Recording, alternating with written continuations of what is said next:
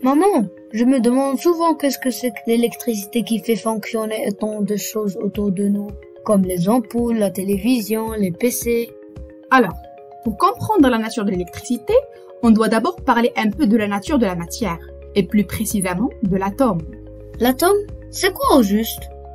Eh bien, tout ce qui nous entoure est composé d'atomes. Notre corps en premier, la chaise, les arbres, l'air, l'eau, etc.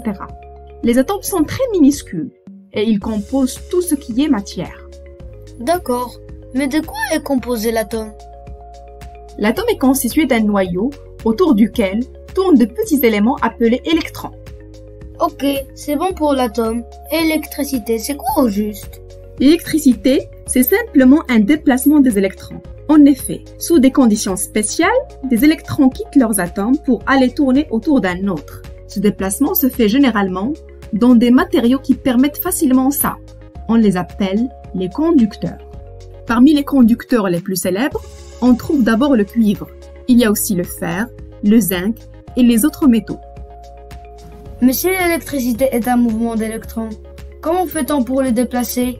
Au fait, il y a plusieurs manières pour faire ça. Par exemple, on peut utiliser le champ magnétique créé par un aimant. Un aimant? C'est ce matériau qui attire le fer? Oui, exactement. Alors, un aimant possède deux pôles, un pôle nord et un pôle sud. Si tu prends deux aimants, lorsque tu approches les deux aimants l'un de l'autre, soit ils s'attirent, soit ils se repoussent, selon les pôles rapprochés. Eh bien, ce qui se passe entre les deux aimants ressemble à ce qui se passe entre un aimant et les électrons d'un matériau conducteur. Car en fait, les électrons sont comme de petits aimants. Ils sont donc soit attirés, soit repoussés par un aimant selon le pôle rapproché de celui-ci.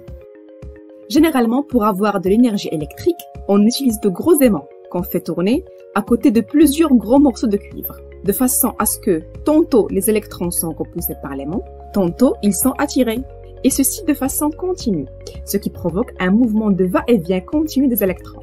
C'est l'électricité. D'accord, mais comment fait-on pour avoir de l'électricité à la maison? Excellente question. Il faut savoir qu'il y a plusieurs manières pour générer l'électricité. On peut prendre l'exemple des centrales hydroélectriques, se trouvant dans les barrages. Les barrages? Comment ça? Au fait, grâce à l'écoulement d'une partie de l'eau du barrage par un canal, on fait tourner nos aimants. On obtient donc de l'électricité qu'on transporte aux maisons par un réseau de fils conducteurs. Là, ça va mieux avec l'électricité. Merci maman. Y a pas de quoi.